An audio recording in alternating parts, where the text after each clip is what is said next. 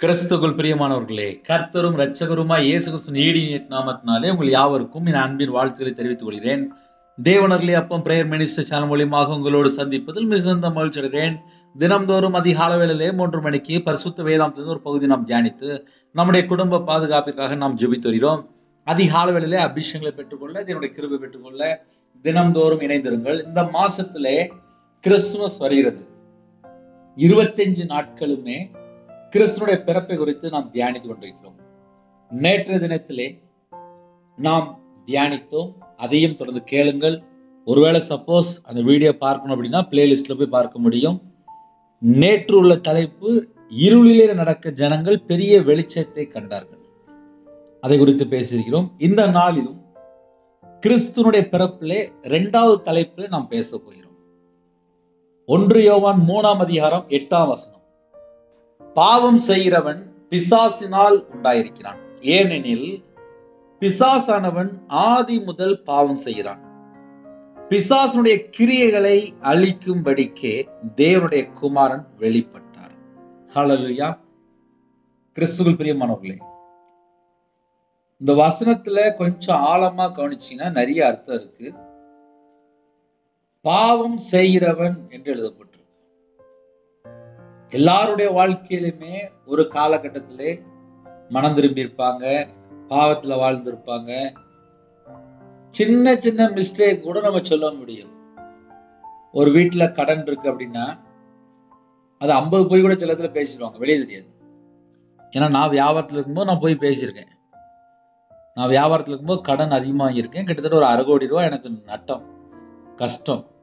அதில் கடன் எத்தனை லட்சக்கணக்கில் உண்டு. மனுஷன்ட்டு ஒரு 13 லட்சம் கொடுத்து வரல, விக்கிரத்துக்கு கொடுத்து வரல, அப்படியே பல காரியங்கள் உண்டு. ஒரு மனுஷனுடைய வாழ்க்கையில கடன் அதிகமாக வரும்போது அவங்க வாயத்திறந்து சொல்ற நிறைய வார்த்தை பொய்யான வார்த்தையா இருக்கும். அதையும் எக்ஸாம்பிள் சொல்றேனே, நான் 10ஆம் தேதி தரேன், 5ஆம் தேதி தரேன், அடுத்த மாசம் தரேன் அப்படின்னு சொல்லி அனுப்பி விட்டுருவாங்க. ஆனா கையில பார்த்தா காசு இருக்காது. அதுக்கப்புறம் யார்கிட்டயோ போய் பெரட்ட போவாங்க. இப்படி பல காரியங்கள் பொய் சொல்லிட்டே வருவாங்க. பாவம் செய்கிறவன், பொய் கூட பாவம் தான்ப்பா, கோபமும் பாவம் தான், பெருமை பாவம் தான், எல்லாமே பாவம் தான். கர்த்தரை விட்டு ஒரு மனுஷன் தள்ளி போனாலே பாவத்துக்குள்ள தான் இருப்பான். தேவனோட வார்த்தைக்கு கீழ்ப்படியலனாலே பாவம் தான். பாவம் சொல்லும்போது ஏகப்பட்ட ஒரு பெரிய லிஸ்ட் பட்டியலே போயிட்டு இருக்குது. அதனால காலவெளியில யாரெல்லாம் இணைந்தீங்களோ என்னையும் சேர்த்தான், நானும் உங்க கூட பேசும்போது யோசிச்சுட்டு தான் இருப்பேன். என் வாழ்க்கையில இன்னும் என்னெல்லாம் மிஸ்டேக் இருக்குன்னு சொல்லி யோசிச்சுட்டு தான் இருப்பேன். பாவம் செய்கிறவன், ஒரு மனுஷனுடைய வாழ்க்கையில பாவம் வந்துட்டா உடனே நம்ம யோசிக்கணும். பாவம் செய்கிறவன் பிசாசினால் உண்டாயிருக்கிறான் என்று எழுதப்பட்டிருக்கு. சிம்பிளா சொல்லணும் அப்படின்னா, ஒரு கார் வாங்குவாங்க, ஒரு 2 வீலர் வாங்குவாங்க, இந்த பிராண்ட் அப்படிம்பாங்க, இல்லைன்னா இந்த கம்பெனி கார் அப்படிம்பாங்க. ஓஹோ, இந்த கம்பெனியா அப்படிம்பாங்க. அதே போல பாவம் செய்யும் போது அந்த மேனுஃபேக்சர் அப்படிம்பாங்கல்ல, யாரால உருவாக்கப்பட்டிருக்கோம் அப்படிம்பாங்கல்ல, அங்கதான் அந்த ஆன்சர் வருது. பிசாசினால் உண்டாயிருக்கிறான். என் வாழ்க்கையில நான் பாவம் செஞ்சு தேவனுடைய மகிமை இழந்து போன ஒரு நபர் இருப்பேன். ஏன்னா வேதத்தை கையில் எடுத்து வாசிக்கும் போது ஒருவனும் நீதிமான் அல்ல என்று எழுதப்பட்டிருக்கு. எல்லாரும் பாவம் செய்து ஏகமாய் கெட்டு போனார்கள். கெட்டு போன பாவியை தான் மீட்டெடுக்க தேவன் மாம்சத்தில் வெளிப்பட்டார். நிறைய குடும்பத்துல நினைப்பாங்க, உங்களுக்கு என்ன பிரதர் அப்படிம்பாங்க. எல்லாருடைய வாழ்க்கையிலுமே ஒரு ஸ்டேஜ்ல பார்த்தா உலகத்துல கடந்து வந்திருப்பாங்க. எல்லாருடைய வாழ்க்கையிலுமே புலம்பல் 3ஆம் அதிகாரம் 55ஆம் வசனத்துல அழகா எழுதப்பட்டிருக்கு. மகா கிடங்கிலிருந்து, மகா ஆழமான கிடங்கிலிருந்து கர்த்தாவே உம்முடைய நாமத்தை பற்றி கூப்பிட்டேன் என்று எழுதப்பட்டிருக்கு. மகா ஆழமான கிடங்கு என்று எழுதப்பட்டிருக்கு. இன்று எத்தனையோ குடும்பத்திலே மகா ஆழமான கிடங்குல தான் கிடக்குறாங்க. அதுக்கப்புறம் தான் அவங்களுக்கே தெரியும், ஐயோ நான் அந்த பிரச்சனையில கிடக்குறேன், நான் அந்த கடன்ல கிடக்குறேன், நான் இவ்வளவு தூரம் மூழ்கி கிடக்குறேன், எனக்கு என்ன செய்யன்னு தெரியல அப்படின்னு சொல்லி தேவன் பக்கம் மனம் திரும்புவாங்க. சில குடும்பத்துல விக்கிரத்துல மூழ்கி போய் கிடப்பாங்க, வெளியே தெரியாது. மகா ஆழமான கிடங்கில் இருந்து கர்த்தாவே உம்முடைய நாமத்தை பற்றி கூப்பிட்டேன். இப்ப இன்னைக்கு என்ன செய்தி அப்படின்னா, பாவம் செய்கிறவன் பிசாசினால் உண்டாயிருக்கிறான். ஒரு வீட்டுக்குள்ள ஆசீர்வாதம் வரணும் அப்படின்னா பாவம் செய்யக்கூடாது. என்னையும் சேர்த்தான். ஏன் அடிக்கடி என்ன சொல்ல வேண்டியதுன்னா, நானும் 24 மணி நேரம் பைபிள் வசனத்துக்கு கீழ்ப்படிந்தா மட்டும்தான் பிசாசுக்கு எதிர்த்து நிற்க முடியும். 24 மணி நேரம் கீழ்ப்படிந்தா மட்டும்தான் என் வீட்டுக்குள்ள ஆசீர்வாதம். ஒரு மனுஷனுடைய வாழ்க்கையில பாவம் வந்துட்டா உடனே மனம் திரும்பணும், உடனே பாவ மன்னிப்பு பெற்றுக்கொள்ளணும். வாயில பேசுற வார்த்தை, கண்ணு, சிந்தனை, இருதயம், கை, காது எல்லாம் செக் பண்ணிக்கிட்டே இருக்கணும். சின்னதா கையில அழுக்கு வந்துட்டா உடனே போய் கையை போய் நம்ம கழுவுறோம். ஏதாவது தொட்டாச்சு அப்படின்னா, காலில் ஏதாவது பட்டுட்டுனா உடனே காலை போய் கழுவுறோம். கண்ணில் ஏதாவது தூசி பட்டோம் அப்படின்னா உடனே கண்ணில் தண்ணி ஊற்றி கழுவுறோம். இதெல்லாம் நம்ம அவுட்புட். இன்புட்லயும் அதே மாதிரி நமக்கு தெரியாமல் என்னென்ன காரியம் தொடருதுங்கிறது நம்ம கொஞ்சம் செக் பண்ணி பார்க்கணும். கண்ணுனால பார்த்தாலும் பாவம் தான், சிந்தனையில தப்பா யோசித்தாலும் பாவம் தான், இருதயத்துல தப்பா இருந்தாலும் பாவம் தான், இன்னும் என்னது தேவையில்ல இடத்துல நின்று பாவம் பண்ணாலும் பாவம் தான். பாவம் சொல்லும்போது ஒரு பெரிய லிஸ்ட் பட்டியல வந்துடும். செல்போன்ல தேவையில்லாத வீடியோ பார்த்தாலும் பாவம் தான். 24 மணி நேரத்துல கையில பைபிள் எடுத்து வாசிக்காட்டாலும் அதுவும் பாவம் தான். ஜெபமே பண்ணாம வாழ்ந்தாலும் அதுவும் பாவம் தான். இந்த ஜனத்தை எனக்கு என்று ஏற்படுத்தினேன், இவர்கள் என் துதியை சொல்லிக் கொண்டு வருவார்கள் என்று எழுதப்பட்டிருக்கு. துதிக்காம இருந்தாலும் பாவம் தான். அதனால ஆவிக்குரிய பிள்ளைகள் யாரெல்லாம் இணைந்திருக்கிறீங்களோ, நம்ம எல்லாருமே செக் பண்ணி பார்க்க வேண்டிய ஒரு முக்கியமான காரியத்தை பத்தி தான் பேசிட்டு இருக்கேன். யாரெல்லாம் இணைந்திருக்கிறீங்களோ செக் பண்ணி பார்க்கணும். சில குடும்பத்துல தண்ணி அடிச்சிட்டு இருப்பாங்க, சில குடும்பத்துல சிகரெட் பழக்கம் இருக்கும், புகையில பழக்கம் இருக்கும், கஞ்சா பழக்கம் இருக்கும், விபச்சார பழக்கம் இருக்கும், விக்கிரக ஆராதனை இருக்கும், உலக வழிபாடு இருக்கும், பொய்யான காரியத்தை பின்பற்றுவாங்க. சில குடும்பத்துல பாவ அடிமையில வாழ்ந்துட்டு இருப்பாங்க, கேம்ல வாழ்ந்துட்டு இருப்பாங்க, பழைய சுபாவம், பழைய ஜென்ம சுபாவம், கோபம், எரிச்சல், பகை, வைராக்கியம், தலைக்கு மேல கோபம் வந்துடும். சில குடும்பத்துல மன்னிக்க மாட்டாங்க. எல்லாமே அந்த லிஸ்டுக்குள்ள தான் வரும். நம்ம ஜெபம் பரலோகத்துல போகணும்னா நம்ம வாழ்க்கையில எதெல்லாம் தொடருது, அனுதின வாழ்க்கையில ஆவிக்குரிய வாழ்க்கையில வளர்றோமா, இன்னும் பழைய வாழ்க்கை தான் நம்மளுடைய வாழ்க்கையில இருக்கா, இப்படிலாம் நம்ம செக் பண்ணி பார்க்கலாம். இதை ஏன் கொஞ்சம் ஆழமா சொல்ல வேண்டியிருக்கு அப்படின்னா, பாவம் செய்கிறவன், அதுக்குதான் இவ்வளவு நேரம் நான் பேசிட்டு இருக்கேன். பாவம் செஞ்சதுக்கு அப்புறம் வீட்டுல ஆசீர்வாதம் இருக்காது, ஆட்டோமேட்டிக்கா பிரச்சனை வந்துடும். சில குடும்பத்துல யோசிப்பாங்க, என் வீட்டுலயும் எனக்கு தரித்திரம், என் வீட்டுல எனக்கு ஏன் பஞ்சம், என் வீட்டுல எனக்கு ஏன் கடன், என் வீட்டுல எனக்கு ஏன் சாபம், ஏகப்பட்ட கேள்வி கேட்பாங்க, ஏகப்பட்ட கொஸ்டின் இருக்கும், ஏகப்பட்ட இது மனசுல யோசிச்சுட்டு இருப்பாங்க. இதெல்லாம் இதயத்துல இருக்கும். அந்த வீட்டுக்குள்ள போய் பார்த்தா தெரியும், 4 மணி நேரம் உட்காந்து படம் பார்த்துட்டு இருப்பாங்க, இல்லைன்னா ஒரு 6 மணி நேரம் உட்காந்து செல்போனை நோண்டிட்டு இருப்பாங்க, இல்ல 2 மணி நேரம் நாடகம் பார்த்துட்டு இருப்பாங்க. 1 மணி நேரம் முழங்கால நிக்க மாட்டாங்க, 1 மணி நேரம் கையில பைபிள் எடுத்து வாசிக்க மாட்டாங்க, பக்கத்துல சர்ச்சுக்கு ஞாயிற்றுக்கிழமை போக மாட்டாங்க. எத்தனை குடும்பத்துல எத்தனை மிஸ்டேக். நான் சர்ச்சில் வேலை பார்க்கும்போது ஒரு வீட்டுல என்னைய வீட்டு கூட்டம் நடத்த கூப்பிட்டுருந்தாங்க. அடுத்த நாள் வந்து சுவிசேஷ ஊழியத்துக்கு போறோம், கொஞ்சம் நீ வந்து செய்தி பேசிருப்பா அப்படின்னாங்க. நானும் ஜெபம் பண்ணிட்டு போனேன். அங்க போனதுக்கு அப்புறம் கர்த்தருடைய ஆவியானவர் சில காரியங்களை வெளிப்படுத்தினார். மாசத்துல ஒரு நாள் ஊழியத்துக்கு போறாங்க. ஆனா வீட்டுல மிச்சம் 30 நாள் வீட்டுக்கு வெளியில உட்காந்துட்டு தேவையில்லாத வீணான கதைகள், பரிசுத்தவான்களை தப்பா பேசுறது, பக்கத்து வீட்டுல தேவையில்லாம தப்பா பேசுறது, நேரத்தை வேஸ்ட் பண்றது, ஜெபம் பண்றது கிடையாது, அப்படி எத்தனையோ காரியங்கள் ஒரே நேரத்தில் ஆவியானவர் வெளிப்படுத்தினார். உடனே சொன்னேன், நாளைக்கு சுவிசேஷ ஊழியத்துக்கு போறீங்களா, உங்களுடைய வாழ்க்கை 30 நாள் எப்படி இருக்கு, 30 நாள் தேவனுக்கு பிரியமானபடி இருக்கா அப்படின்னு சொல்லி கேட்டேன். அதே கேள்விதான் என்னையே நான் கேட்கணும். என் வாழ்க்கையில நான் 30 நாள் எப்படி இருக்கிறேன், என்கிட்ட எத்தனை மிஸ்டேக் உள்ள வருது, அது நான் தான் கண்டுபிடிக்கணும். 24 மணி நேரம் வாழ்க்கையில பாவம் செய்யாம இருந்தா நான் தேவனால் பிறந்திருக்கேன். பாவம் வருது அப்படின்னா முதல்ல என்னைய நான் சோதிச்சு பாருங்க. இதை ஏன் ஆழமா சொல்ல வேண்டியது அப்படின்னா, எல்லாருடைய வாழ்க்கையிலையும் சில குடும்பத்துல போயிட்டே இருப்பாங்க, வெளியில போயிட்டே இருப்பாங்க, வீட்டுக்கு வர 1 நாள் 2 நாள் ஆயிரும். அந்த 1 நாள் 2 நாள் கஷ்டப்பட்டு வேலை பார்த்துட்டு வீட்டுக்கு சம்பளம் கொண்டு வருவாங்க. போன இடத்துல பார்த்தா பல மணி நேரம் வேலை பார்ப்பாங்க, பைபிள் வாசிக்க நேரம் இருக்காது, ஜெபம் பண்ண நேரம் இருக்காது, வீட்டுல மனைவி பிள்ளைகள்கிட்ட பேச நேரம் இருக்காது, வீட்டுக்காக பல மணி நேரம் வேலை பார்ப்பாங்க சம்பளத்துக்காக. வீட்டுல பார்த்தா 2 பிள்ளைகள் 3 பிள்ளைகள் இருக்கும். லாஸ்ட் என்ன மிஸ்டேக் ஆயிரும் அப்படின்னா, தண்ணி அடிக்க போயிடுவாங்க. தேவையில்ல ஃப்ரெண்ட்ஷிப்ல போய் பழக போயிடுவாங்க. ஆனா ஞாயிற்றுக்கிழமை பார்த்தா சர்ச்சில் போய் இருப்பாங்க. அப்ப மற்ற 6 நாள் உள்ள வாழ்க்கை கர்த்தரை விட்டு தள்ளி போற எத்தனை காரியங்கள் இருக்கு. இதை நம்ம கொஞ்சம் ஆழமா யோசித்து பார்க்க வேண்டியிருக்கு. ஏன்னா என்னுடைய வாழ்க்கையில இப்படிலாம் மிஸ்டேக் இருந்துச்சு. அதெல்லாம் நான் சேர்த்து சொல்லி தரேன். நான் 2016 ரட்சிக்கப்பட்டேன். ரட்சிக்கப்பட்டதுக்கு அப்புறம் கையில பைபிள் எடுத்து வாசிக்கும்போது இன்னும் எப்படிலாம் நான் மனம் திரும்பணும், இன்னும் என்கிட்ட எத்தனை குறை இருக்கு, இன்னும் எத்தனை மிஸ்டேக் இருக்கு, இதைத்தான் நான் யோசிக்க ஆரம்பிச்சேன். அதனால ஆவிக்குரிய வாழ்க்கையில வளரணும் சொல்லி ஆசைப்பட்டேன். எத்தனை மிஸ்டேக் இருக்குன்னு சொல்லி கண்டுபிடிக்க ஆரம்பிச்சேன். பாவம் செய்கிறவன் பிசாசினால் உண்டாயிருக்கான். பிசாசுடைய மேனுஃபேக்சர். இப்ப நானே இருக்கிறேன், 24 மணி நேரம் செல்போன்லயே மூழ்கி போய் கிடந்தேன்னா நான் எப்போ பைபிள் வாசிக்க முடியும், நான் எப்போ ஜெபம் பண்ண முடியும்? நம்ம நார்மலா யோசித்து பார்ப்போமே. இப்ப என் வாழ்க்கையில நான் சொல்றேன், 24 மணி நேரம் இருக்கு. தூங்குறது போக மிச்ச நேரம் எவ்வளவு நேரம் நான் தேவனுடைய சமூகத்துல காத்து இருக்கிறேன், எவ்வளவு நேரம் கையில பைபிள் எடுத்து வாசிக்கிறேன், இதெல்லாம் சேர்க்கணும்.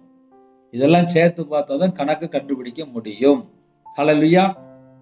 இந்த செய்தி சில குடும்பத்திலே சற்று வித்தியாசமா இருக்கும். இதுக்கு அப்புறம் தான் செய்தியே வருது, கிறிஸ்துவனுடைய பிறப்பு. இதுவரையே பிசாசுக்கு எத்தனை குடும்பம் அடிமையா இருக்குது, அதை முதல்ல கண்டுபிடிக்கணும். ஏன்னா சில குடும்பத்துல டிசம்பர் 25ஆம் தேதி வந்துட்டா போதும், அழகா சர்ச்சில் போய் அழகா உட்காந்துருப்பாங்க. ஆனா நைட்டு போய் பார்த்தா ஒயின் ஷாப்ல இருப்பாங்க, வெளியே தெரியாது. நிறைய குடும்பத்துல என்ன நடக்கு அப்படின்னா, காலையில கிறிஸ்துமஸ் கொண்டாடுறாங்க, நைட்டு போய் வேற இடத்துல போய் சிக்கி கொள்றாங்க. எங்கேயோ போய் இடத்துல போய் பாவாடி மேல போய் சிக்கி கொள்றாங்க. இயேசு எதுக்கு வெளிப்பட்டார் அப்படிங்கிற ஒரு கேள்வி ஒரு மனுஷனுக்கு முதல்ல புரிந்தா மட்டும்தான் தேவையில்லாத பாவாடி மேல போய் சிக்கி கொள்ள மாட்டாங்க. நிறைய குடும்பத்துல ஏன் பாவாடி மேல போய் சிக்கி கொள்றாங்க அப்படின்னா, இயேசு கிறிஸ்து பூமியில எதுக்கு வந்தாருன்னு சில குடும்பத்துல தெரிய மாட்டுது.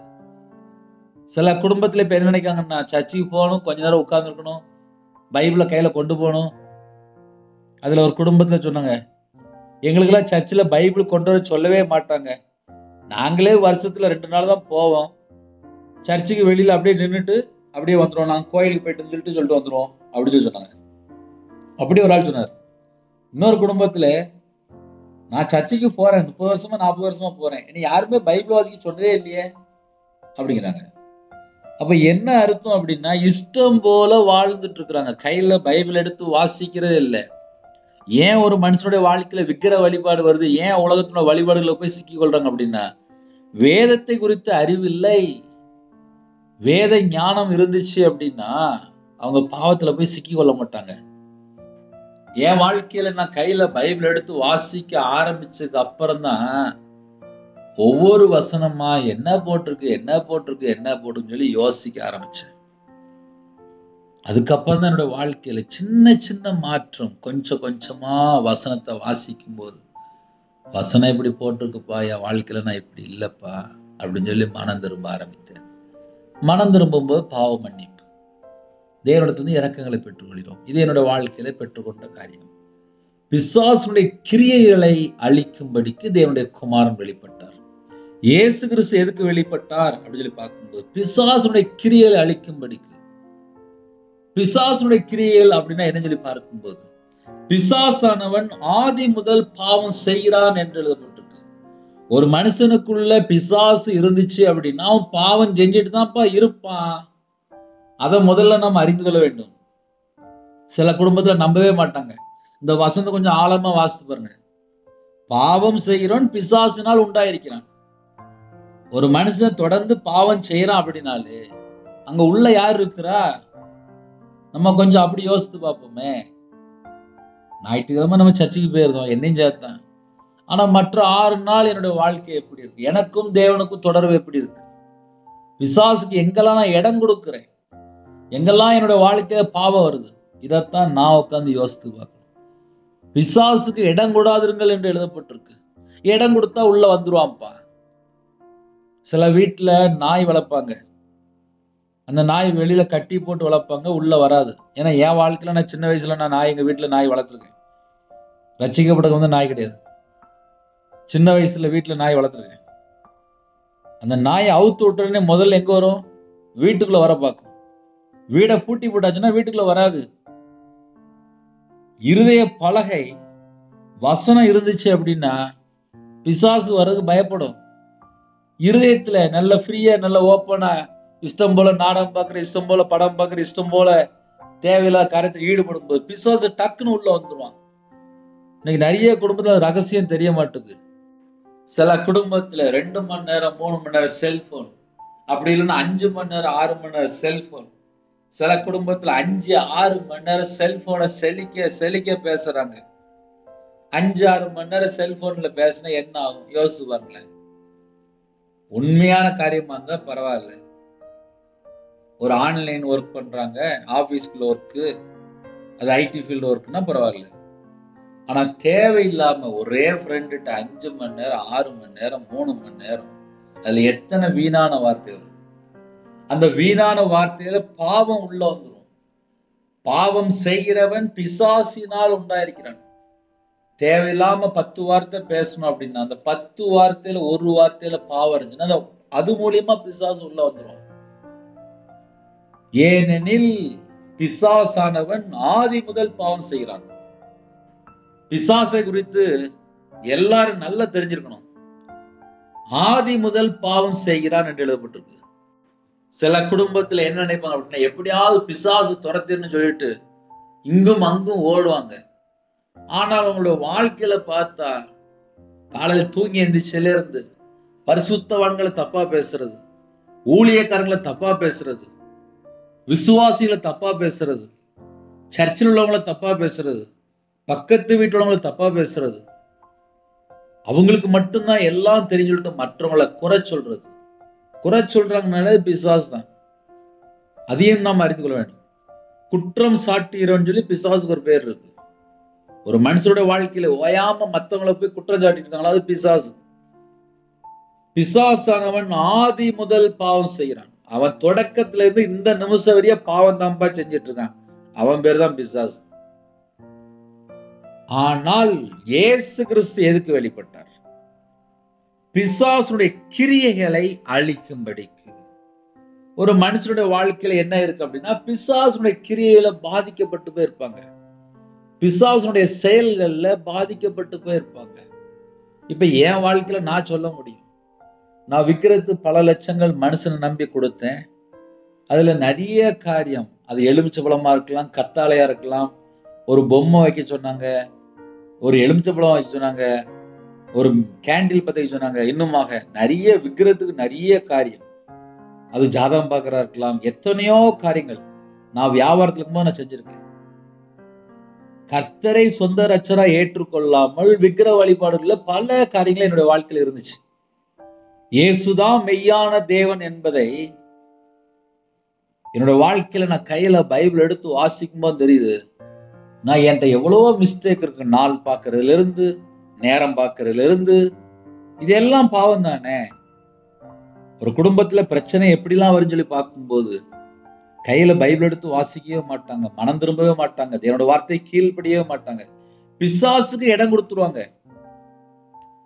எந்தெந்த குடும்பத்துல பிசாசுக்கு இடம் கொடுக்குறாங்களோ அவனோட வாழ்க்கையில பிரச்சனைகள்லாம் தலைக்கு மேல இருக்கும். ஆனால் இயேசு கிறிஸ்துவே என் வாழ்க்கையில வாங்கப்பா, என் இதயத்துல வாங்கப்பா, என் குடும்பத்துல வாங்கப்பான்னு சொல்லி இயேசு கிறிஸ்துவை நாம் கூப்பிடும் போது வேதம் தெளிவா எழுதப்பட்டிருக்கு. இருளிலே நடக்கிற ஜனங்கள் பெரிய வெளிச்சத்தை கண்டார்கள். மரண இருளில் நடக்கிற ஜனங்களுக்கு இயேசு கிறிஸ்து ராஜா மெய்யான ஒளியாக வந்தார். இருளிலே நடக்கிற ஜனங்களுக்கு பெரிய வெளிச்சமா வந்தார். நானே உலகத்துக்கு ஒளியா இருக்கிறேன்னு சொன்னார். இன்று எத்தனையோ குடும்பத்திலே இயேசு கிறிஸ்து ராஜா சொந்த ரட்சரா ஏற்றுக்கொண்ட பின்பா கூட உலகத்தில் உள்ள ஏதாவது ஒரு அடிமையில போய் சிக்கி கொள்றாங்க. அது எத்தனையோ விதமான பாவம் இருக்கு. நானும் கையில பைபிள் எடுத்து வாசித்து பார்க்க 24 மணி நேரம் எல்லாம் ட்ரை பண்ணி பார்க்க. நம்ம வாழ்க்கையில தேவனுக்கு நம்ம எப்படி நேரத்தை கொடுக்குறோம், எப்படிலாம் நம்ம செலவு பண்றோம், நம்ம சிந்தனையில நம்ம என்னெல்லாம் யோசிக்கிறோம், நம்மளுடைய எண்ணங்கள், நம்மளுடைய கற்பனை, நம்மளுடைய இதயத்தினுடைய நினைவு, நம்ம கை, நம்ம காலு, நமக்கு 24 மணி நேரத்துல நம்ம எப்படிலாம் டயத்தை செலவு பண்றோம். அதுல மேக்சிமம் நிறைய குடும்பத்தில் அவுட் ஆகிற எதில் அப்படின்னா செல்போன் தான். கேட்டா நான் சும்மா இருந்தேன், செல்போன்ல அதை பார்த்தேன் இதை பார்த்தேன்னு சொல்லிட்டு லாஸ்ட் எங்கேயாவது கூட்டு போயிடும். அப்புறம் சில குடும்பத்துல ஒரு 2 மணி நேரம் 3 மணி நேரம் கழிச்சு ஐயோ கண்ணு வலிக்க அப்படின்னு சொல்லிட்டு வெளியில வருவாங்க. சில குடும்பத்துல 6 மணி நேரம் செல்போன் பார்த்தாதான் தூக்கமே வரும். இல்லைன்னா அவங்களுக்கு தூக்கம் வராது. அது ஒரு அடிமை. எப்படி பாவ அடிமைன்னு சொல்றோமோ, செல்போன் 6 மணி நேரம் பார்க்கலன்னா தூக்கம் வராது. 24 மணி நேரம் இருக்கு கையில பைபிள் எடுத்து வாசிக்க முடியாது. அடிமையில வாழ்ந்துட்டு இருப்பாங்க. அது ஒரு அடிமை. கட்டி வச்சிருப்பான், பிசாசு கட்டி வச்சிருப்பான், வெளியே தெரியாது. அந்த கயிறுலாம் அவுக்கப்படணும் அப்படின்னா, இயேசுவே என் இதயத்துல வாங்கப்பா அப்படின்னு சொன்னா மட்டும்தான் அந்த குடும்பத்துல ஒரு விடுதலை கிடைக்கும். மகா ஆழமான கிடங்கிலிருந்து கர்த்தாவே, அந்த வேர்ட்ல நீங்க நல்லா கவனிக்கணும். மகா ஆழமான கிடங்கிலிருந்து கர்த்தாவே உம்முடைய நாமத்தை பற்றி கூப்பிட்டேன் என்று எழுதப்பட்டது. இன்று எத்தனையோ குடும்பத்துல இயேசு கிறிஸ்து ராஜாவை ஏற்றுக்கொண்டா கூட மகா ஆழமான குழியில கிடக்குறாங்க. ஏன் மகா ஆழமான குழி அப்படின்னா, அவனுடைய வாழ்க்கையில ஏதோ ஒரு பாவ அடிமை ஏதோ ஒரு காரியத்துல தொடருது. சில குடும்பத்துல சிகரெட் அடிக்க மாட்டேன் அப்படின்னு சொல்லியிருப்பாங்க. ஒரு 6 மாசம் அடிக்காம இருந்திருப்பாங்க, 1 வருஷம் அடிக்காம இருந்திருப்பாங்க. உடனே சர்ச்சில் போய் ஞானசனம் எடுத்து, அதுக்கப்புறம் பார்த்தா மறுபடியும் பார்த்தா உடனே நல்லா அழகா ஞானசனம் எடுத்து, அதுக்கப்புறம் திடப்படத்தில் படிச்சு உடனே நற்கரணை எடுக்க ஆரம்பிச்சுருவாங்க. வீட்டுல ஏதோ ஒரு கடனோ இல்ல கணவன் மனைவில ஒரு பிரச்சனையோ இல்ல ஒரு குடும்பத்துல ஒரு பிரச்சனையோ வந்திருக்கும். அப்புறம் டென்ஷன் ஆயிரும். டென்ஷன் ஆன உடனே வீட்டை விட்டு எங்கேயோ ரோட்ல போய் நிற்பாங்க. அதுக்கப்புறம் பார்த்தா பழைய சுபாவம், பழைய எண்ணங்கள். ஒரு குடும்பத்துல ஒரு ஐயா சொல்லும்போது சொன்னாரு, நான் ரட்சிக்கப்பட்டேன், நான் ஆவிக்குரிய திருச்சபை தான் போறேன், ஆனா என் மனைவிக்கு தெரியாம எப்பமா போய் நான் தண்ணி அடிச்சுட்டு வந்தேன் அப்படின்னு. அப்ப என்ன அர்த்தம் அப்படின்னா, நான் ரட்சிக்கப்பட்டுட்டேன், நான் நற்கரணை எடுக்க ஆரம்பிச்சிட்டேன், நான் ஆவிக்குரிய திருச்சபை தான் போறேன் அப்படின்னாரு. சரி, உடனே நான் கேட்டேன், உங்க மனைவிட்ட சண்டை போட்டீங்களா அப்படின்னு சொல்லிட்டு. ஆமா. சண்டை போட்டோடனே வீட்டு விட்டு வெளியே போயிடுச்சு, அந்த அளவுக்கு தண்ணி அடிச்சு வந்தாச்சு. ஒரு குடும்பத்துல பாவம் எப்படி வந்துச்சு, ஏன் வந்துச்சு சொல்லி பார்க்கும்போது, வீட்டுல அன்பு கூறாமல் இருக்கும்போது பிசாசு வீட்டுக்குள்ள வந்துடுறான். என் வாழ்க்கையில சில இடத்துல என் மனைவிட்ட நான் கோவப்படும் போது எனக்கு பெரிய பெரிய அடியெல்லாம் வந்துடும். நான் யோசிச்சு பார்ப்பேன், இன்னைக்கு என்ன தப்பு நடந்துச்சு அப்படின்னு சொல்லி யோசிச்சு பார்ப்பேன். எங்கெல்லாம் வீட்டுல ஒருமனப்பட்ட ஆவி இல்லையோ அந்த இடத்துல பிசாசு வாரான். மனைவியை கண்டடைகிறவன் நன்மையானதை கண்டடைகிறான். இன்னைக்கு நிறைய குடும்பத்துல மனைவியை வெறுக்கும் போது பிசாசு தொடர்றான். இந்த பிசாசு எப்படிலாம் வாரான்னு சொல்லி தெரிஞ்சா மட்டும்தான் வாழ்க்கையில விடுதலை, ஆசீர்வாதம், சந்தோஷம், மன மகிழ்ச்சி. இப்ப சில குடும்பத்துல மனைவிட்ட பேசவே பிடிக்காது. இப்ப அப்படியும் பிரச்சனை இருக்கு. பல மணி நேரம் செல்போன்ல மூழ்கி போய் கிடப்பாங்க. பிசாசுடைய கிரியில அகப்பட்டு போய் கிடப்பாங்க. அப்படிப்பட்ட நிறைய குடும்பங்கள் உண்டு. ஒரு நாளைக்கு 24 மணி நேரம் இருக்குன்னா 8 மணி நேரம் இல்ல 6 மணி நேரம் இல்ல 5 மணி நேரம் தூங்குவாங்க. வேலை பார்த்தா ஒரு 8 மணி நேரம் வேலை பார்க்கறாங்க, இல்ல 10 மணி நேரம் வேலை பார்க்கறாங்க. மிச்சம் 5 மணி நேரம் 6 மணி நேரம் அது செல்போன் பாக்குறதா, இல்ல டிவி பாக்குறாங்களா, இல்ல தேவையில்லாத நபர்கிட்ட பேசுறாங்களா, இல்ல கேம்ல அடிமையா இருக்காங்களா, தேவையில்ல வெப்சைட்ல அடிமையா இருக்கிறாங்களா, இல்ல வீணா பேசிட்டு இருக்காங்களா, என்ன காரியம்? அந்த 5-6 மணி நேரம் கையில பைபிள் எடுத்து வாசித்தாலோ, ஜெபம் பண்ணாலோ, மனைவிட்ட பேசினாலோ, பிள்ளைகள்கிட்ட பேசினாலோ, அம்மா அப்பாட்ட பேசினாலோ அதுல எந்த ஒரு மிஸ்டேக் வராது. ஆனால் சில குடும்பத்துல என்ன பண்றாங்க அப்படின்னா, அம்மாட்ட பேச மாட்டாங்க, மனைவிட்ட பேச மாட்டாங்க, பிள்ளைகள்கிட்ட பேச மாட்டாங்க, வீட்டுல இருக்க மாட்டாங்க, கையில பைபிள் எடுத்து வாசிக்க மாட்டாங்க, ஜெபம் பண்ண மாட்டாங்க. ஆனால் அந்த 5-6 மணி நேரம் ஏதோ ஒரு காரியத்துல பிசாசுனுடைய அடிமையில வாழ்ந்துட்டு இருப்பாங்க. சில குடும்பத்துல சாயங்காலம் 6 மணிக்கு வேலை முடிஞ்சிடும், அப்படியே நேரா ஒயின் ஷாப் போயிருவாங்க. வீட்டுக்கு வரும்போது பார்த்தா 10 மணி 11 மணிக்கு இருக்கும், அப்படியே வந்து படுத்து தூக்கிடுவாங்க. அப்படி நிறைய குடும்பம் உண்டு. பாவம் செய்கிறவன் பிசாசினால் உண்டாயிருக்கிறான். பிசாசுனுடைய மேனுஃபேக்சர். ஏன் இந்த வசனத்துக்கு ஏன் இவ்வளவு ஆழமா பேச வேண்டியது அப்படின்னா, நிறைய குடும்பத்துல பாவம் செஞ்சு தேவனுடைய கிருபை இழந்து போயிட்டுக்கிறாங்க. அப்புறம் என் வாழ்க்கையில ஆசீர்வாதம் இல்லை, நான் ஞாயிற்றுக்கிழமை சர்ச்சைக்கு போறேனே, என் குடும்பத்துல ஏன் சமாதானம் இல்லை? என்ன சில குடும்பத்துல ஜெபிக்க வரும்போது சொல்லுவாங்க, எங்க வீட்டுல சமாதானமே இல்லை பிரதர், நாங்க எல்லாருமே ஞானஸ்தானம் எடுத்தோம் பிரதர் அப்படிம்பாங்க. நான் உடனே கேட்பேன், இந்த வாரம் ஞாயிற்றுக்கிழமை சர்ச்சுக்கு போனீங்களா அப்படின்னு சொல்லி கேட்பேன். போல பிரதர், இப்போ நாங்க கொஞ்ச நாள சர்ச்சுக்கே போல பிரதர் அப்படிம்பாங்க. ஆனா ஃபர்ஸ்ட் பேசும்போது பார்த்தா நான் ஞானஸ்தானம் எடுத்துட்டேன் அப்படிம்பாங்க. அடுத்த செகண்ட் பார்த்தா உடனே பல்ட்டி அடிச்சிருவாங்க. நிறைய குடும்பத்துல நிறைய மிஸ்டேக். ஏன் பிசாசு ஒரு மனுஷனுடைய வாழ்க்கையில கிரியை செய்யறான்?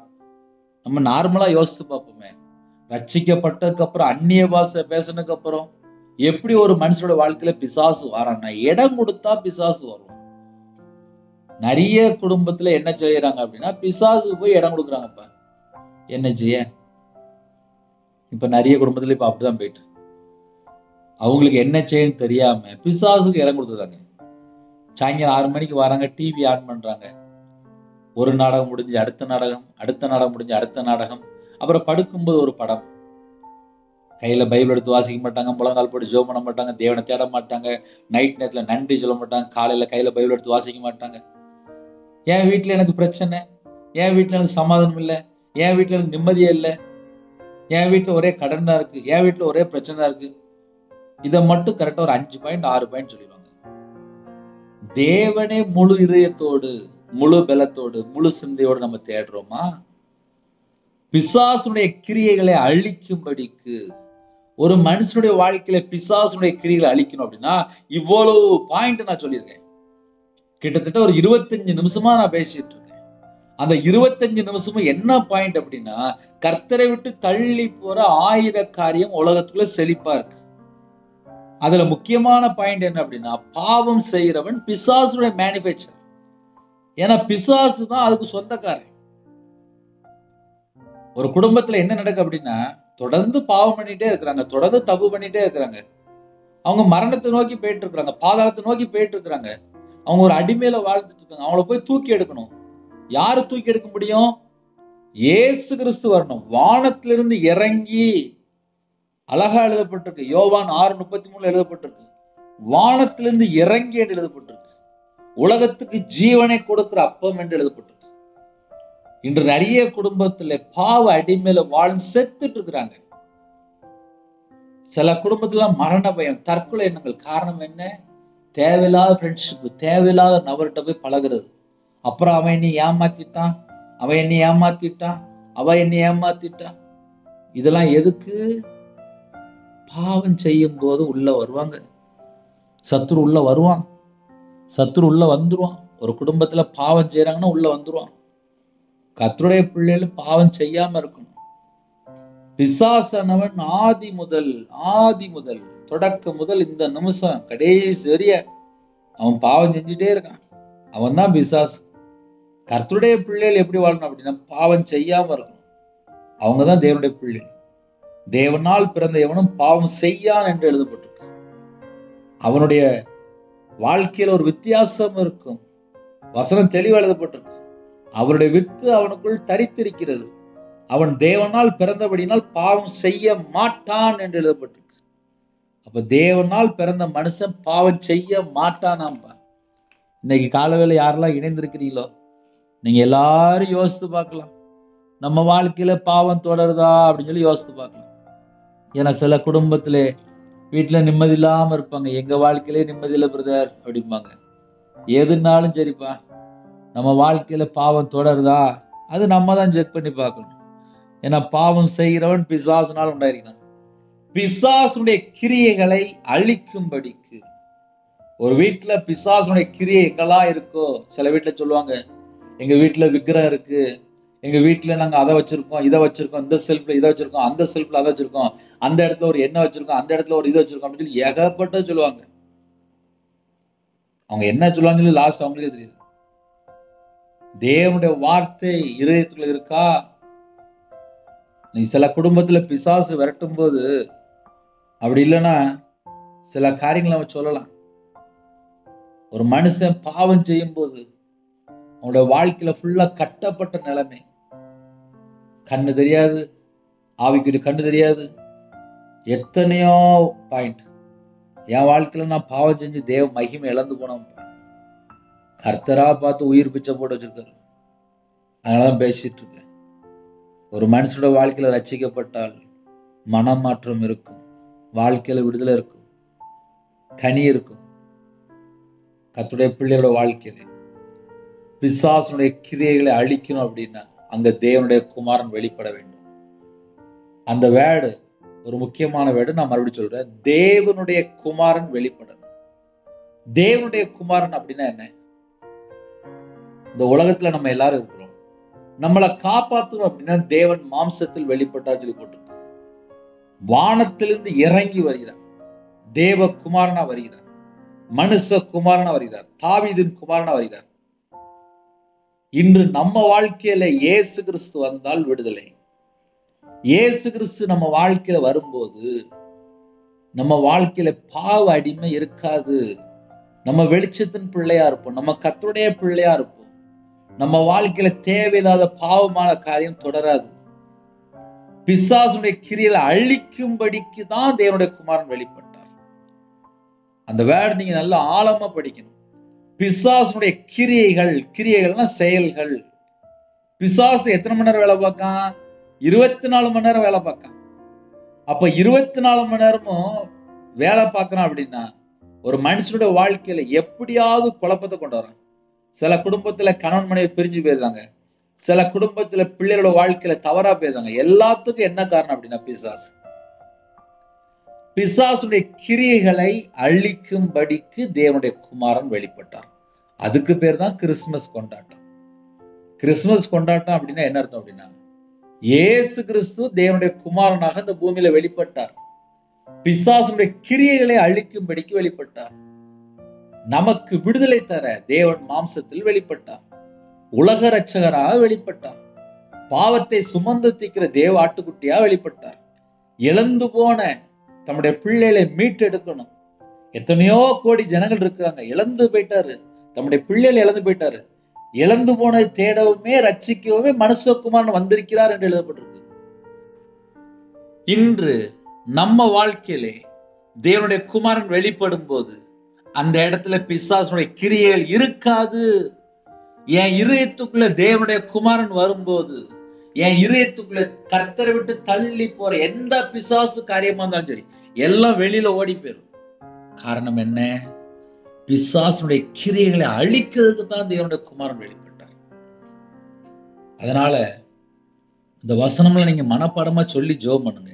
கடைசி அந்த 2 லைன், பிசாசுடைய கிரியைகளை அழிக்கும்படிக்கே தேவனுடைய குமாரன் வெளிப்பட்டார். உங்க வாழ்க்கையில ஏதாவது கர்த்தரை விட்டு தள்ளி போற காரியம் இருக்கா? சொல்லுங்க, இந்த வசனம் சொல்லுங்க. பிசாசுடைய கிரியைகளை அழிக்கும்படிக்கே தேவனுடைய குமாரன் வெளிப்பட்டீங்கப்பா.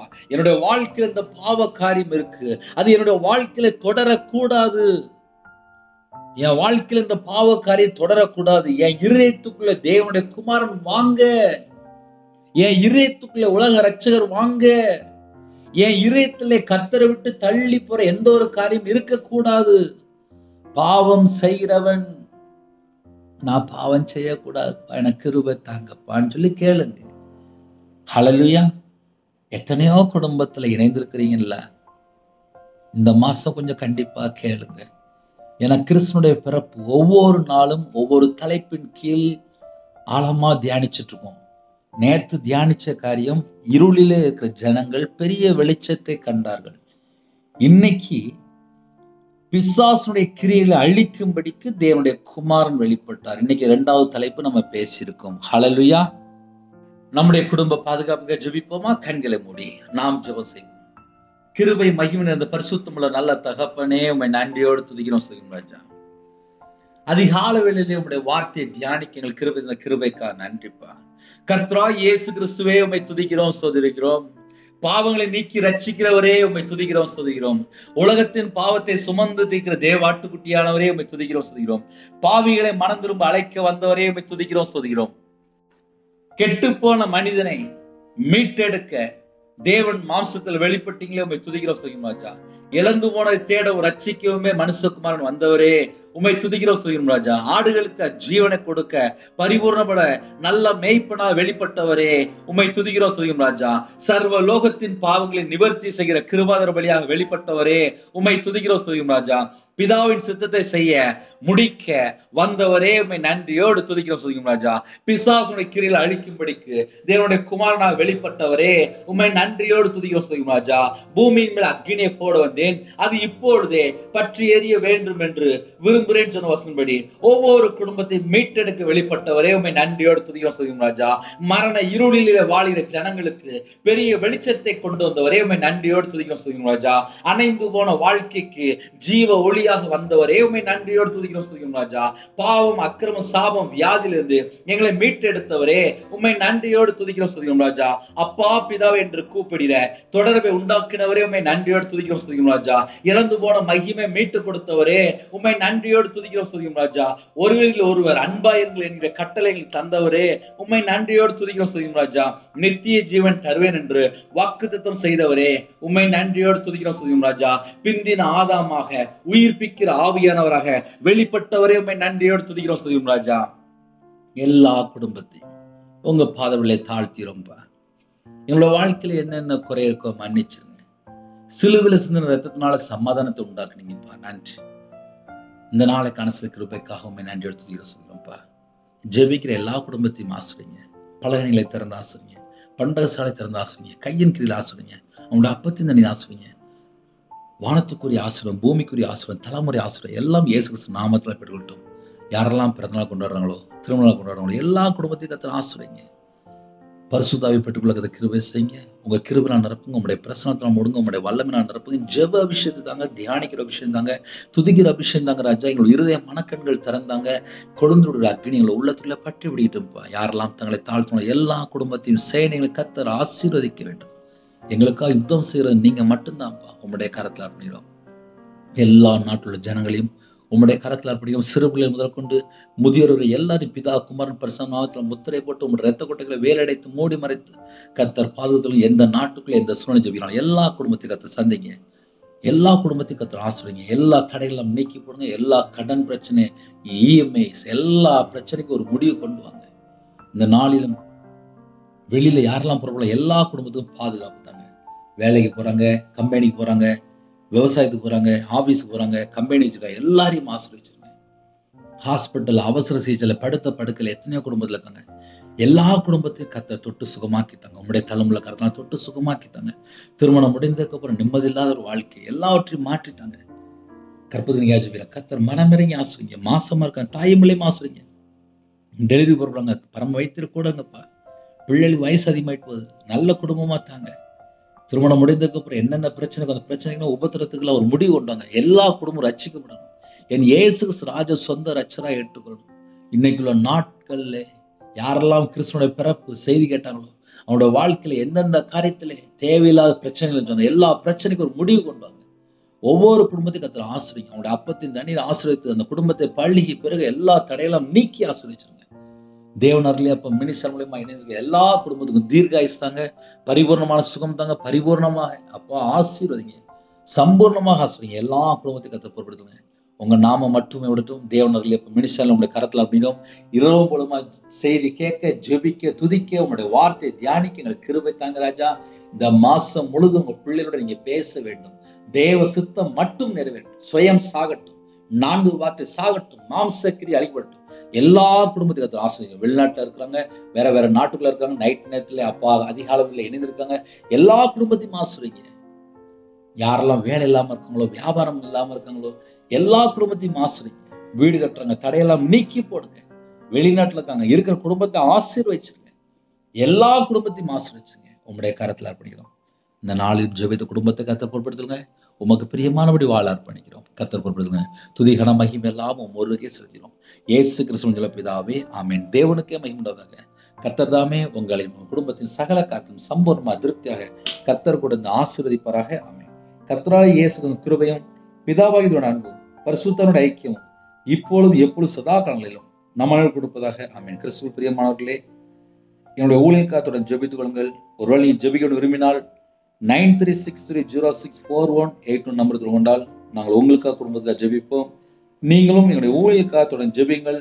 கர்த்தர் உங்களையும் உங்கள் குடும்பத்தையும் உங்களுடைய வம்சத்தின் சகல காத்திலும் சம்பூர்ணமாக திருப்தியாக கர்த்தர் கொடுத்து ஆசீர்வதிப்பாராக. ஆமென்.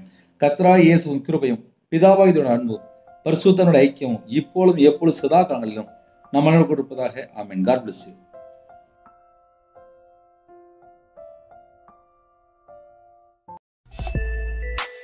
Thanks for watching. Please subscribe our channel. Click the like and share. Click the bell. God bless you.